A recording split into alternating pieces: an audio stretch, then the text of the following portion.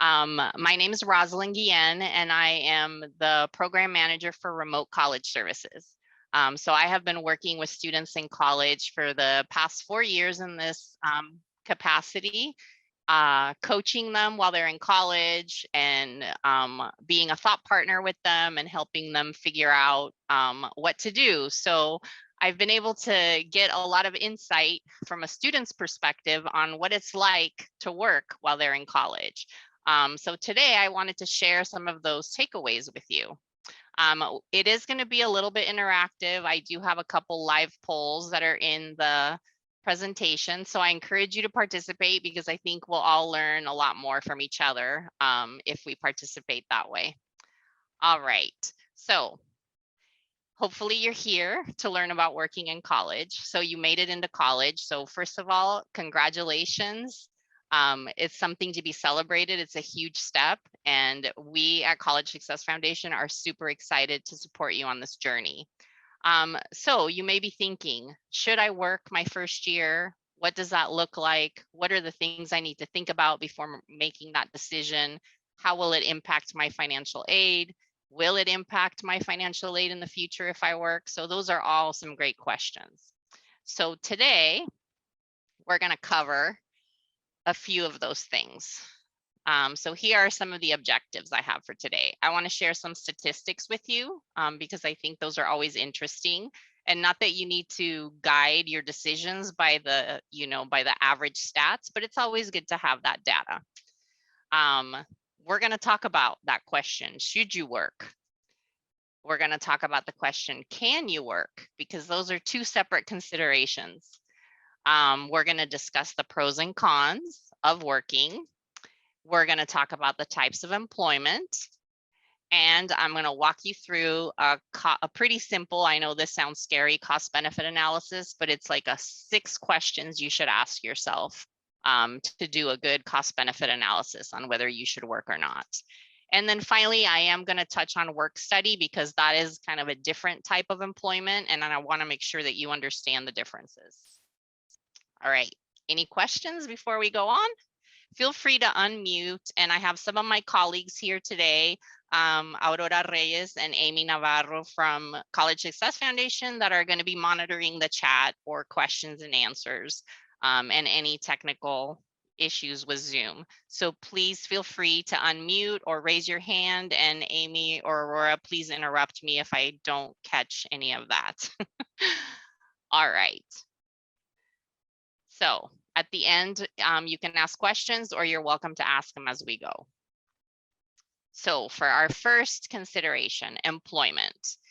It's a big word. It's scary. So in the chat, will you all let me know how many of you have had a part-time job? Maybe while you were in high school, or maybe this summer, or maybe you're working full-time this summer. Just kind of, throw it in the chat, say yes or no. I just kind of want to get a sense for how many. And then Amy or Aurora, if you will tell me what the chat says. Oh, here, I found the chat. Okay, awesome. So we've got several people saying yes. Awesome. Okay, so you're going to have some experience to draw on in doing your cost benefit analysis. So that is great. All right. So here are some fun statistics. What do you think this number is? 62%. So throw in the chat what you think 62% means when it comes to first-year students working in college. Do you think that's the number of students that hold down a part-time job? Or students who don't work? Okay. How many people work during their first year?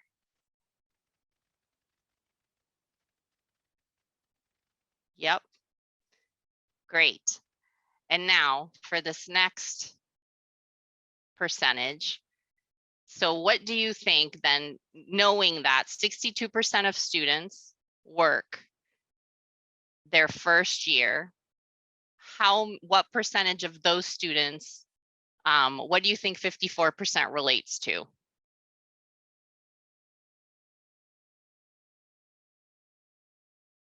Oh, that's, yeah, students with work study jobs. That's a good suggestion, but nope. Any other guesses? How many don't work? So this 54% is a subset of the 62%. So out of the 62% of students who work while they're in college, 54% of those students blank.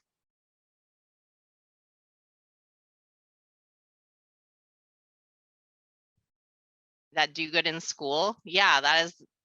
So 54%, yes, 54% of those 62 work part-time. So if you do the math, the rest of them are working more than part-time. Okay, I know it's a little bit confusing, so I'm going to back up. So 62% of all students that are in their first year of college work. 54% of that 62% work part-time, which means that the other, whatever the math works out to, 46% are working more than part-time. So yeah, so those are pretty staggering statistics. Okay, I have a couple more statistics to show you. So here is a breakdown of how the trends have been for the last 10 years. So the latest data that's here from the,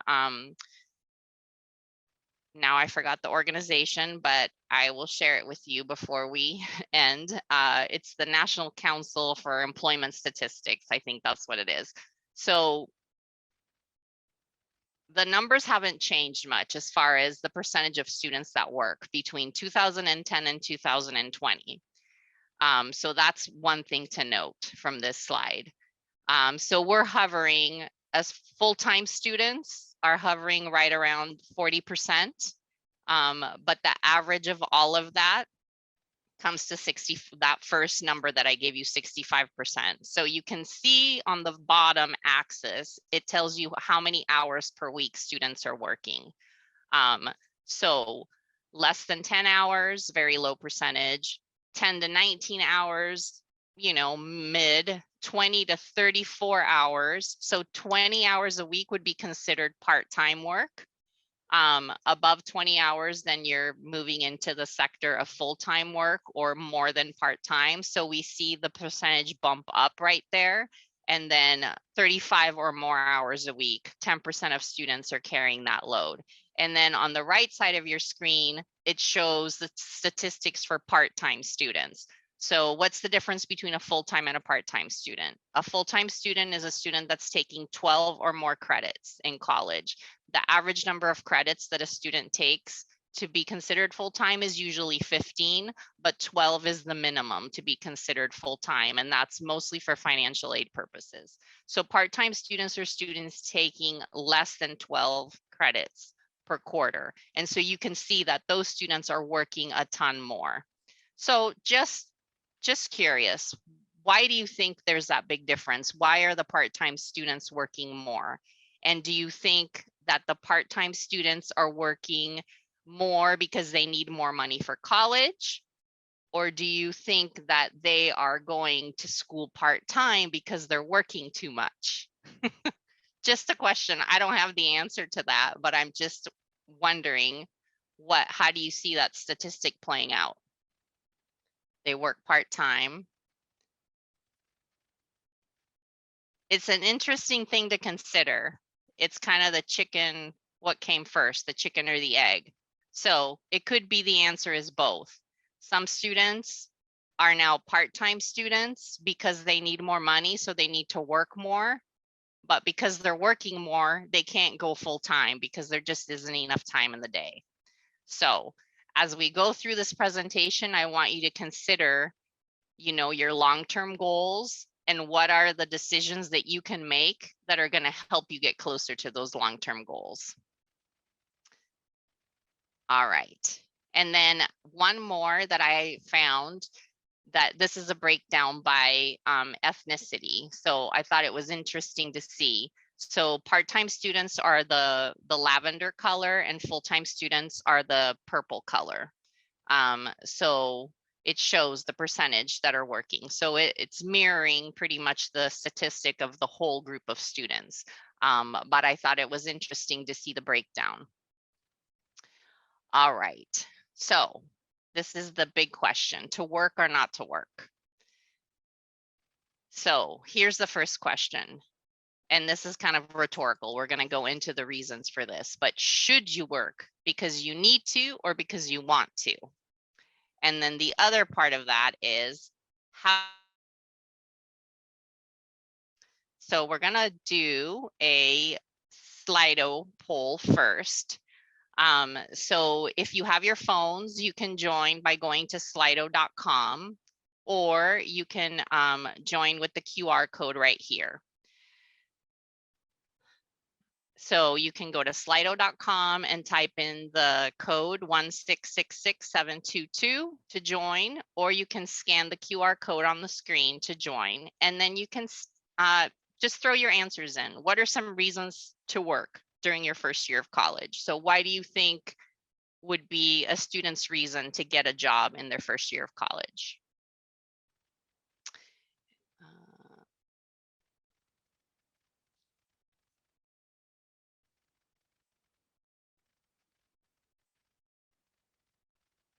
Yeah, and this is going to generate a word cloud. So the more people answer with the same answer, the word will get bigger.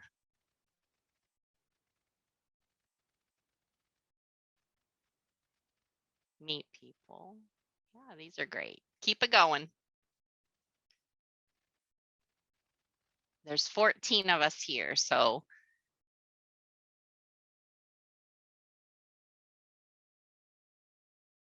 6 out of 14 so far. No pressure. I'm going to leave it open for just a little bit longer while people are typing and see what we get. So far, okay, looks like experience, work, study, and making money are like the top choices.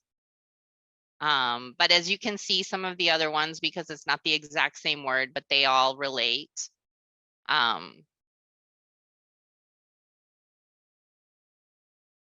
Keep it going. Awesome. All right, so experience seems to be the big one as one of the reasons. So experience, paying for college, making money, work, study. So very, on top of experience, the other ones are financially related, but experience is still winning out. So I think it's great that you guys are in tune with the fact that's one of the best reasons to work, because as you're going to college, you are trying to learn new things. You are trying to gather additional skills, and working is one of the ways that you can do that. Awesome. Thank you for participating. So let's talk about some benefits of working while you're in college. Increased cash flow. So many of you named that. Reducing your college debt. So if you work, then maybe you don't have to take out loans because you're going to work for the money in real time rather than taking out a loan and having to work later to pay back that loan.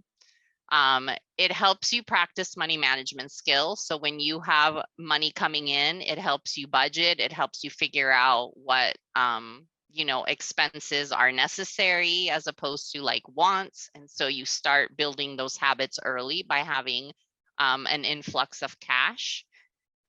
It also helps you practice time management skills. So you have to balance, right, your academic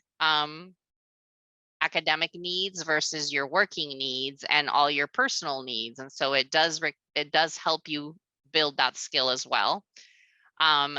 Experience, which was what many of you typed. So definitely you have the chance for gaining valuable work experience.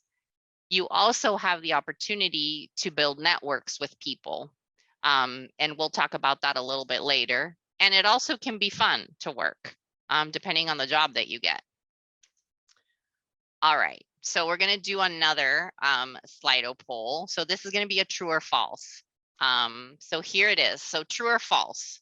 In a study of more than 160,000 students at a public university, those who held a part-time job while going to school averaged post-college earnings up to $20,000 higher than classmates who did not work while they were in college. So essentially, those students that worked increase their earning potential after graduation by 20K as opposed to their classmates who did not work. So out of 6 people so far, everybody thinks it's true.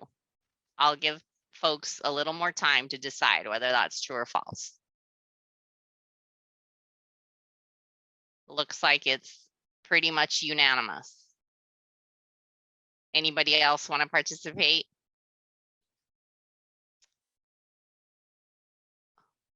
Yes, it is true, which I thought was a very interesting statistic.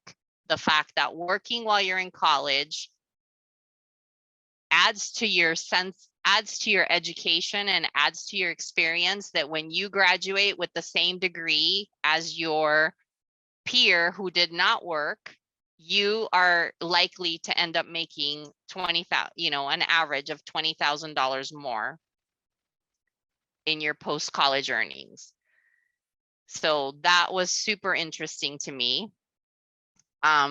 Okay, so we're gonna do one more and then we're gonna launch into the cons of working. So what do you think would be your top reason for not working in college?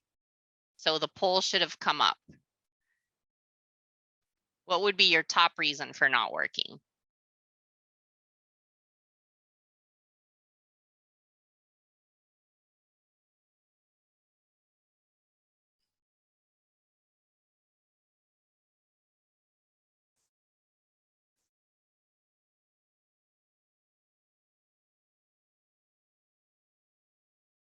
Leave that going for a little bit longer. Let a few more people weigh in. Looks like the top answer is less time to study so far. Then sleep is a close second.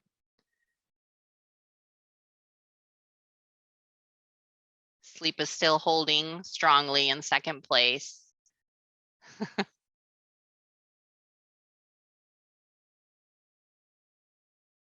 All right, a few more participants. This is 9 of us that have answered.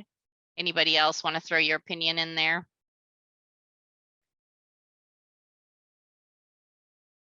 All right, thank you for participating. So less time to study, it looks like, is the top reason by quite a bit. And then sleep, too many hours, and risk of dropping out are about the same. So let's explore some reasons, some cons of working.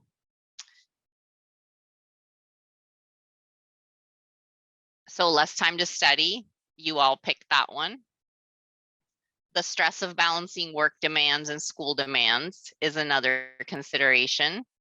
Stressful work environment, terrible boss. By a show of hands, let me see if I can see everybody. Just like do a thumbs up if you've ever had a terrible job. I just want to see. Has anybody ever had a terrible job? Yeah, I would put my thumbs up too. And I'll tell you about that a little later. So definitely something to consider. Added commute times, less sleep, you all picked that, less time for socializing, and risk of stopping out of school to continue working. Sometimes you get like, in the drum of things and you think, oh, I'm making all this money. I like my job.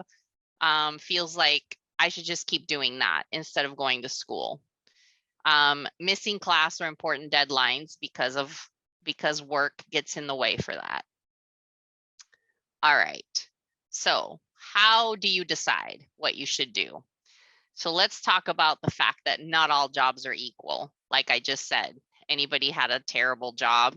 I've had a terrible job in the past. So not all jobs are created equal. So you can't just make a decision based on working or not working without considering the types of jobs. So let's look at some of the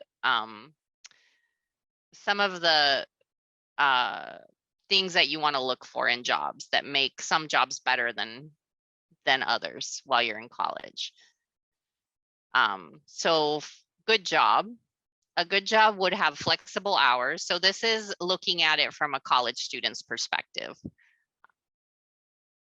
It has, it gives you the opportunity perhaps to get some of your schoolwork done while at work.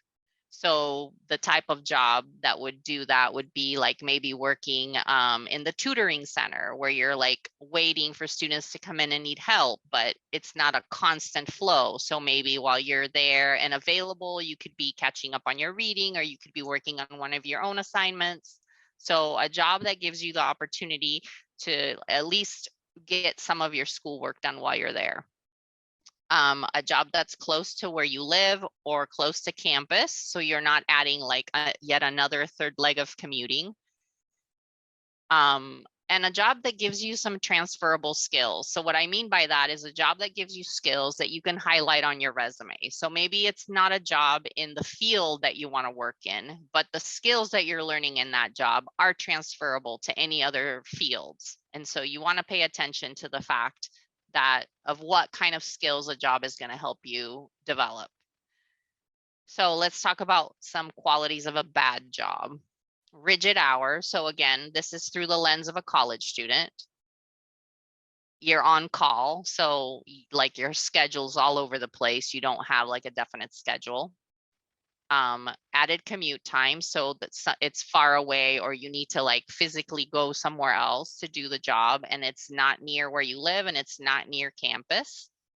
And added expenses. Some jobs actually cost money, where you have to like provide a uniform, you have to pay for gas because you have to maybe drive around, you have to have special equipment, or like some jobs maybe like Uber Eats or delivery jobs, or you have to use your car. So then there's car maintenance involved, right? So a job like that where you're actually spending money to do the job.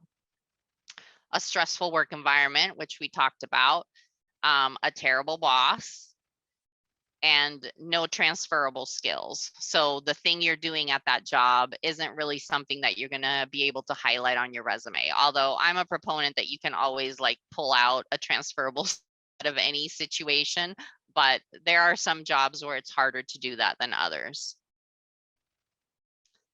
All right. I'm going to launch into the cost benefit analysis. So how you weigh all this information, the types of things that you should consider. But before I do that, does anybody have any questions or comments? Anything that I went through too quickly? All right, let me know if you change your mind. All right, so here's six things to consider. So these are the 6 questions that you should ask yourself when deciding whether it is worth it or necessary for you to have a job, especially your first year of college. So the first one is, how much does college cost? And you're going to be like, what does that have to do with a job? Well, you need to know whether you're working because you want to or you're working because you need to. So if you need to work because you need enough money to pay for college, the only way you can determine that is if you know how much money you need to pay for college, right? You may think you need more money, but if you haven't crunched the numbers and done the math, like really looked at all of your financial aid, looked at all of your expenses, how much is actually going to cost you to go to college. If you don't have a handle on those numbers, then you're kind of guessing. And if you're like, oh, I need to work because I need more money, but you don't really know the numbers, then that's the number one thing you need to do, is determine whether you need to work because you need the money to be able to cover all of your expenses. And that's like a whole nother webinar, but I just wanted to name that because it's important to have a handle on knowing how much it's going to cost you, how much money you have coming in, free money coming in, as far as like financial aid and grants, scholarships, opportunities for other types of financial aid like work study or even loans, and like really decide, do I need to work?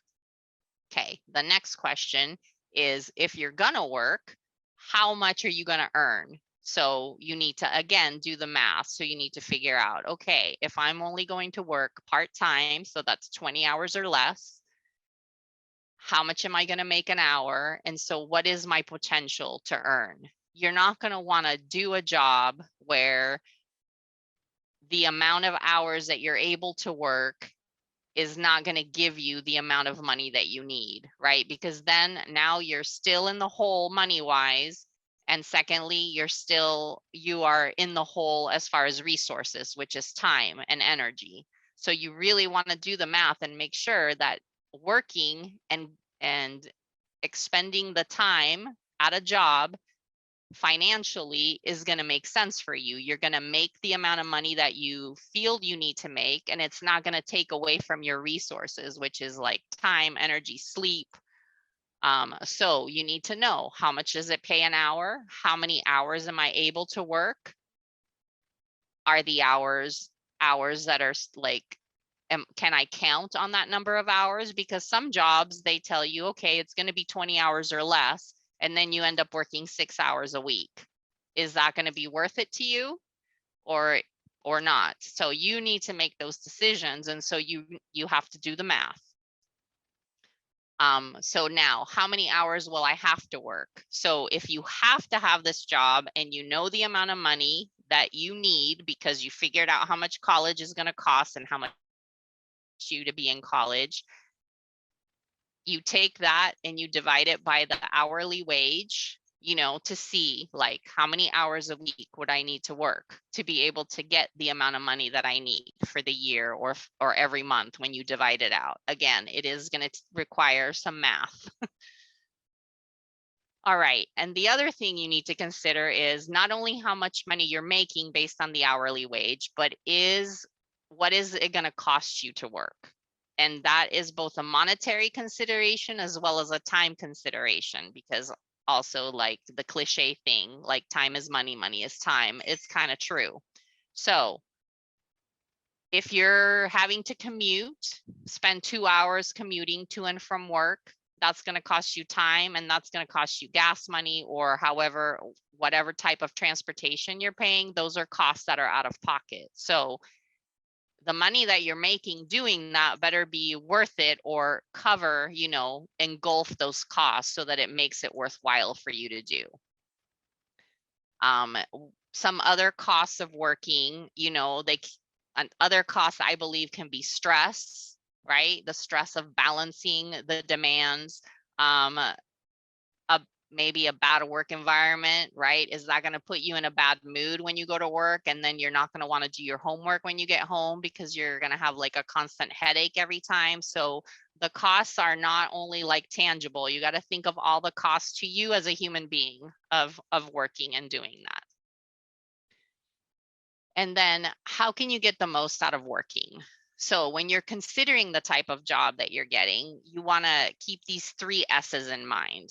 These are the things that make a job worthwhile, especially when you're a college student. So first of all, skills, that you're going to get some transferable skills. You're going to gain skills.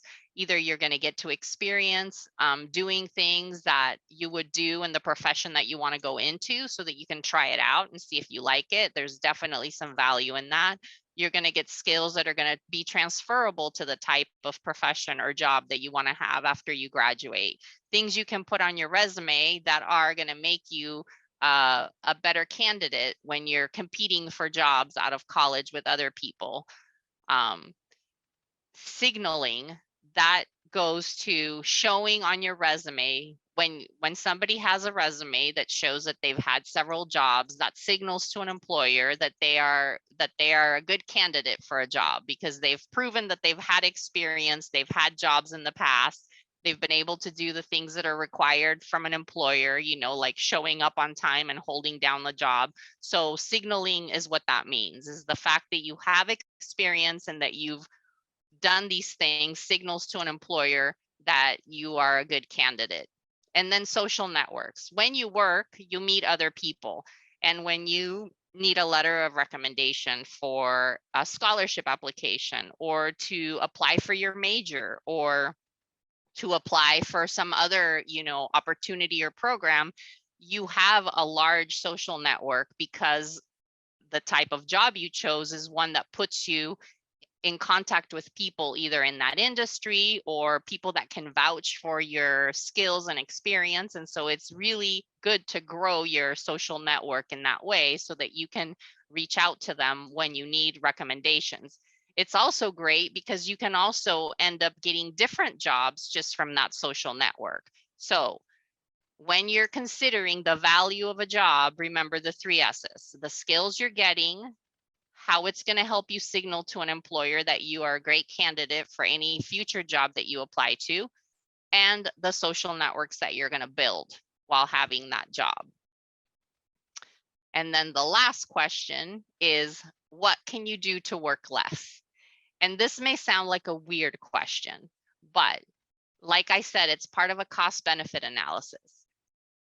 You are college students, and so your number one reason for going to college is to learn and to get the skills that you need to go into the profession that you want and complete your degree. We all know that completing a degree increases your earning potential just by completing your degree. So that's kind of your first priority, and that working sometimes is inevitable. So if you're going to have to work, make sure that you can work the least number of hours to achieve what you want to achieve with the job. So if what you're trying to achieve with your job is get more money because you need to cover, a gap in unmet financial need from your financial aid, then work the number of hours, the minimum number of hours that you need to work in order to meet that need. If your reasons for working are to get skills and do the 3 S's: skills, signaling, and experience, then, if you can do that by working 5 hours a week, then that's exactly what I would do. Because if the job is, let's say you land a job in the math department because you want to be a math major and you're thinking about, getting a PhD in math someday, and maybe a professor like needs an assistant and you get to work there and you get to do that for five hours a week. Perfect. Then that's exactly what you need to look for, because that's going to help you towards your future goal of what you want to do. Okay, so the 6 questions, that was a lot of content in one slide. So I want to pause. Does anybody have any questions about any of these 6 considerations in doing your cost benefit analysis? Any like aha moments for anyone about some of these questions?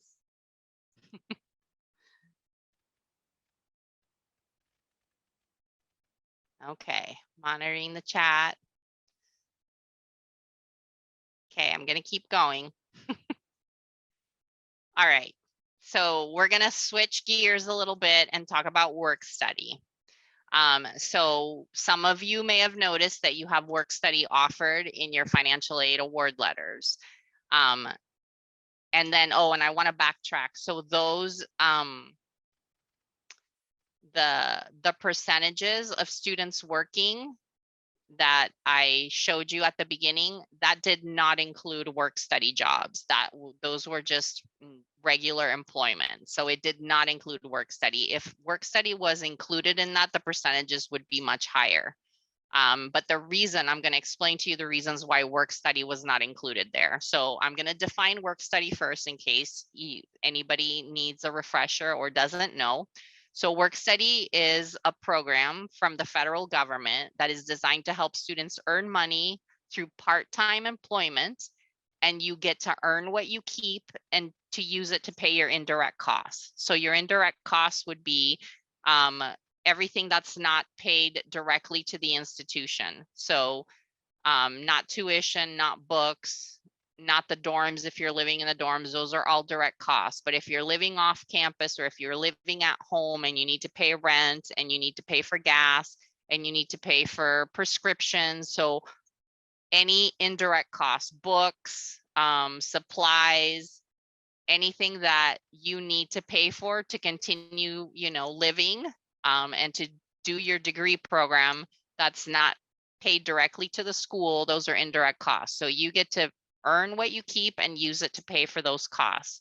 So the thing is that not everybody qualifies for work study, but if you're a low income student, you should. If you marked on your FAFSA that you wanted to be considered for work study, then you would be considered, but it's based on financial need.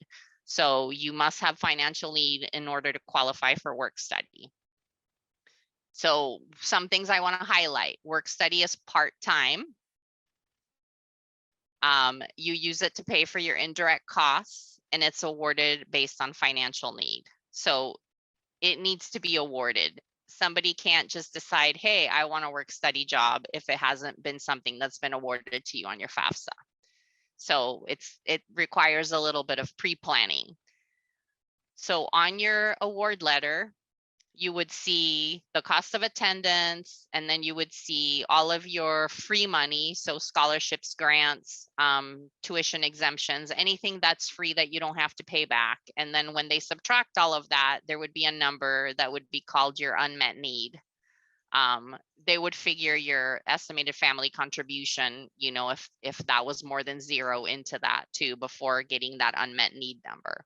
And once that unmet need number comes up, if you have work study of, you know, if you've been awarded work study, the school will award you an award of work study equal to that unmet need. So they're saying, okay, all your expenses are covered, and you're going to get to work up to, you know, let's say your unmet need was $3,000 a year, you're going to get $3,000 of work study. You can work to earn up to $3,000 to cover that unmet need.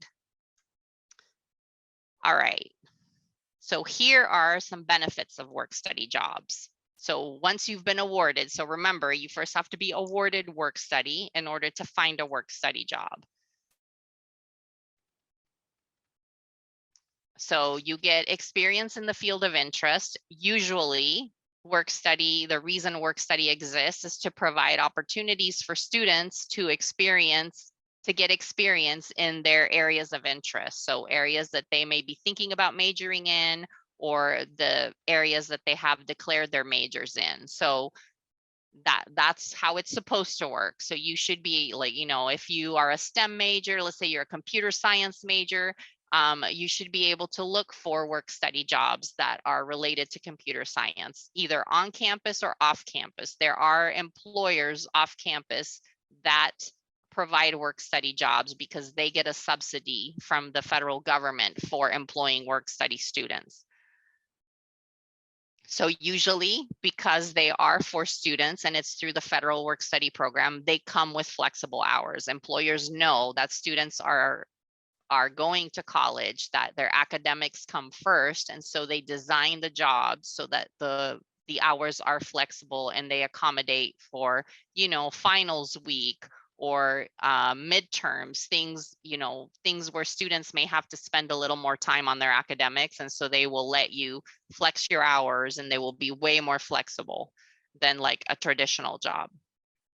There is usually less competition because, like I said, you have to be awarded work study to apply for a work study job. So you're not competing with all the students on the campus for those jobs.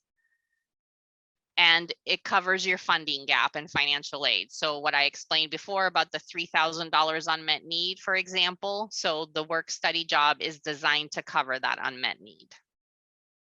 And super important, it does not impact your estimated family contribution. What that means is that when you go to do your FAFSA for the following year, work study earnings are, you don't have to declare those as income in your, you don't have to pay taxes on them. I mean, they do take taxes out, but you don't have to declare them as income on your FAFSA. So it doesn't impact your estimated family contribution. All right, some of the downfalls or the cons of work study jobs, maybe, is that the hours are limited. So you work however many hours it's going to take to earn the amount of work study that you've been awarded. So if you were only awarded $1,000 of work study for a whole year, I can't do the math in my head, but let's say minimum wage is $15 an hour. You work however many hours 1,000 divided by 15 is, and then you can't work any more than that. So your earnings are also limited. They're limited to your award.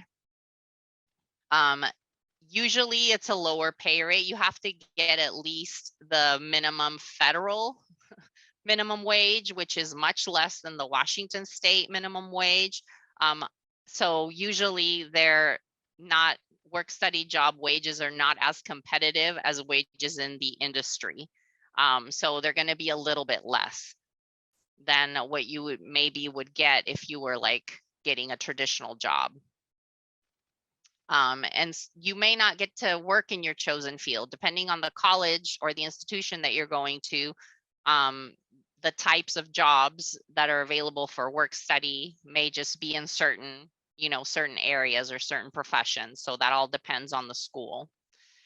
And, you know, like any job, it is going to take you away from your studies. So that's always a con that you have to consider. All right.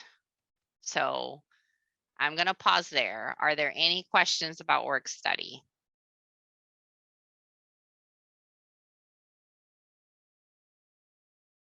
So there was one other thing that I wanted to mention. So remember how I said that work study doesn't impact your estimated family contribution at all, no matter how much whatever amount that you earn. So if you are working a traditional job and earning money, kind of the number to have in your mind that is going to trigger kind of a change in your estimated family contribution is if you earn more than $6,000 a year.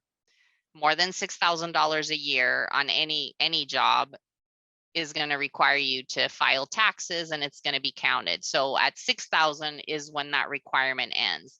It will begin to impact your estimated family contribution when it hits 7,000 a year. So that's just something to keep in mind. So just remember $7,000 after you've made more than $7,000 in a year. If you're a traditional, student, not an independent student, and you need to, use your parents' income taxes when you do your FAFSA, if you are making more than $7,000 a year, that's going to kind of count towards your expected family contribution, because it does bump up it starts to count towards the income when they do the formula for calculating your needs. So $7,000 is a lot of money. That's a lot of hours to work at minimum wage, but I just wanted you to have that number. All right. So I'm gonna review everything we've gone over. I feel like I've given you a lot of information. So remember, first you have to figure out what your reasons for working are and have those very clear in your mind, whether you need to work to, come up with some money that you need to have to finish school. So that's pretty important, or to even go to school. So that's important. Or if you want to work, make sure that the reasons why you want to work are those that are going to get you closer to your future goals. Not all jobs are the same, so definitely look at jobs with a critical eye, so that you make, the best choice for yourself of the kind of job that you want to have. So I'll just give you an example of myself when I was in college. I went to Seattle U for undergraduate, and my, freshman year, I needed to work because I didn't have enough money to pay for Seattle U, even though I got enough scholarships. And so I was like, really like a rabid animal, just looking for any job. Like the first job I was offered, I took it, and it was a terrible mistake. I ended up working in like a cigar club for old men on Capitol Hill on Broadway, and it was the worst job I've ever had in my life. Not only was I smelling smoke all the time, but the hours were terrible because I had to work at night, and it was just not a good work environment. But I was like, I need a job. I just walked up and down Broadway. I picked up applications at any place that said, work wanted, and I turned them all in. And the first person that called me back and offered me the job, that's the job that I took, because I just didn't think about it. I was in a position of thinking that I just needed to take the first thing that was offered to me. So hopefully, if there's a takeaway from this presentation, is that not all jobs are the same, that you get to decide and kind of pick what you want in a job. And look for those types of jobs that are going to have the qualities that you're looking for. So consider the pros and cons. We've gone over a list. Those lists are not exhaustive because, again, this is a personal decision that you're making based on what's best for you. So you need to kind of know what your values are, your reasons, things that add value, things that take away value for you in a job. And so in that sense, you can help make your list of pros and cons. And then the cost benefit analysis. So the 6 questions that we went over, remembering specifically the one about the value of the job, the 3 S's, the skills, the signaling, and the social networks. Because those are things I think that are overlooked by students sometimes because of lack of experience. So make sure that you go through that cost benefit analysis to decide whether working is the right option for you. All right, we're gonna do, I think, another true or false, and it's not in a Slido because I realized I could only do 3 with the free account. So in the chat or unmute, I don't care, whatever you want to do. Tell me whether you think this is true or false. Students who work a moderate amount of hours, up to 15 hours, maybe 20 hours a week, those students actually on average do better in school than students who don't work at all. Who thinks that that's true and who thinks that that's false? So essentially, students who work part-time end up doing better in school than students who don't work at all. Okay, we got some mixed reviews. I like it because that means that we're going to have a great discussion about it. It's about split, so true and false. Anybody else want to? Okay, false.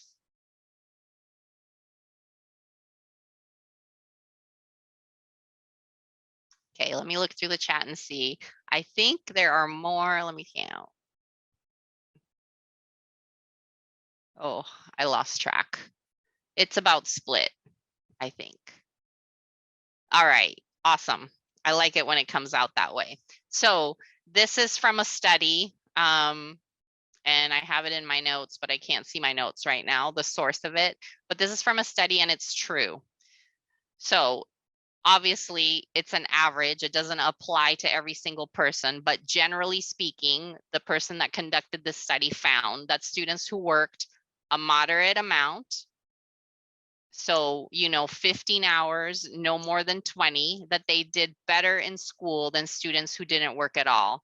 So in the chat, tell me some reasons why you think that might be true. Or unmute. I'd love to have a conversation if anybody wants to talk out loud. But chat is fine too. So why do you think this is true?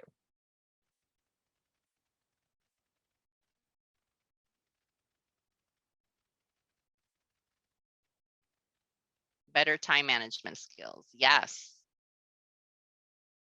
Anybody else? It works better for, yeah. Less stress because of financial security. That is a great insight, Carl.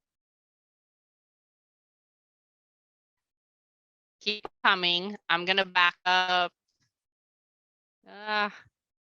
Let me see. I want to show you able to balance more. Okay. I want to go back to this slide.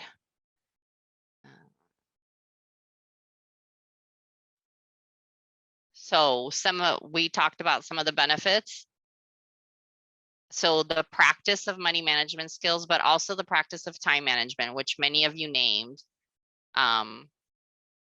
So I don't know, sometimes this may not be true for everybody, but I know that for myself, sometimes the more time I have, the more time I waste. So it's kind of that idea that if you have lots of time on your hands, you think, oh, I got, I can like watch Netflix for a couple hours and then I'll do my homework. But if you have a pretty rigid schedule where, you have responsibilities, especially a job, which, you're responsible to somebody else, and it's kind of a thing where you can't just blow it off. It's not easy to blow off. It does hold you accountable. And so you kind of set that rhythm of like, okay, this has got to be my schedule because I have to work, and then I'm only going to have X number of hours left. So I'm going to have to do my homework then, as opposed to having like, a whole day free and kind of wasting that day away. I'm not saying that self-care is wasted time, because sometimes it's very needed, but you may just have this sense of like, oh, I could just like do fun stuff all day today. And then maybe you didn't read the syllabus well enough, and you didn't realize that this project was really going to take you more time than it should have. But if you had a job and you had like this structured thing, you would have looked at the syllabus and kind of like, okay, I need to get an idea for how much time this project is going to take me, and kind of budget my time out so that I know that I have enough time to finish it. Or you might even be like, oh, I'm going to try to finish this early because I know I have to work. So you're actually going to get it done not at midnight on the night it's due because of your job. So those are like super important considerations. I thought that this was a very interesting statistic to keep in mind, that if you're the type of person that needs, kind of external factors to stick to a schedule and to be more accountable to someone else, then this is another reason why maybe working part-time might be good, because it will actually help you in your schoolwork.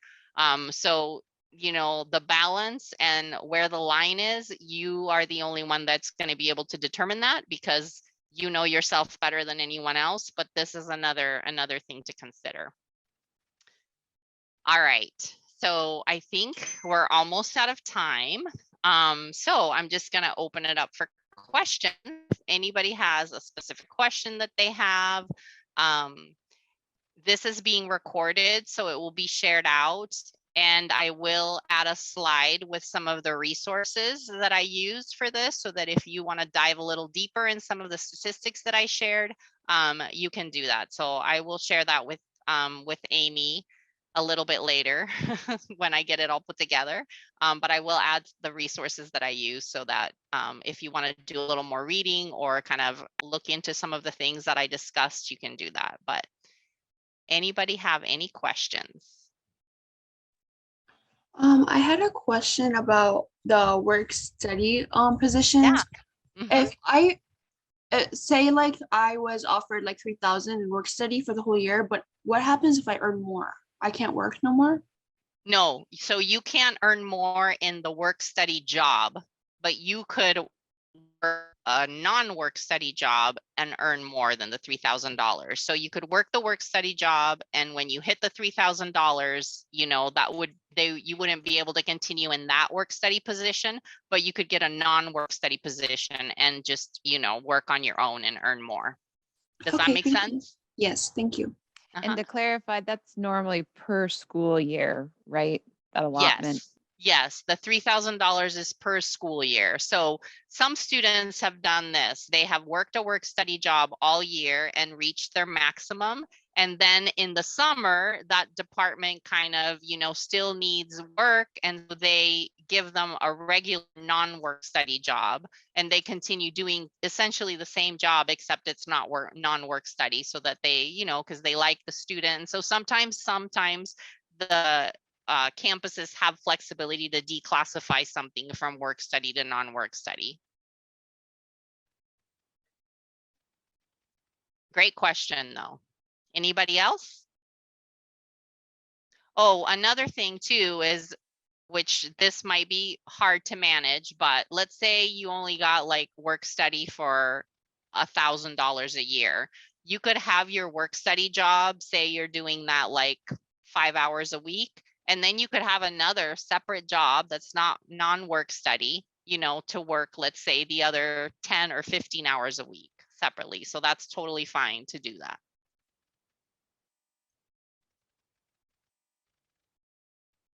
Any other questions?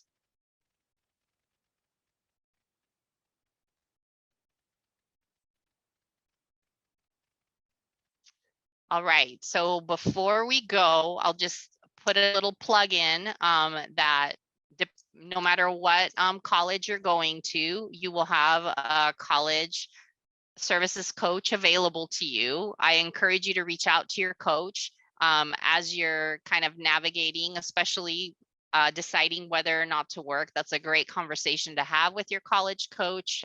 They can help walk you through some of these considerations and help you work out the pros and cons and be a thought partner with you. So I would encourage you to use this amazing resource that you all have as CSF scholars to have access to your college coach. If you don't know who your coach is or you haven't heard from them yet, you can reach out to CSF at the CSF Scholars email.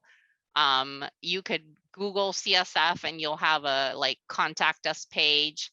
So yeah, please reach out. You should all be getting emails from your coaches introducing themselves to you and letting you know how you can get in touch with them, but it's really easy. They have like a calendar link where you can make an appointment whenever you want. So I just wanted to plug college services for you all and hope that you will take advantage of that. Thanks so much for joining today. Thank you. Have a great start to your fall quarter. Thank you. Bye. Thank you.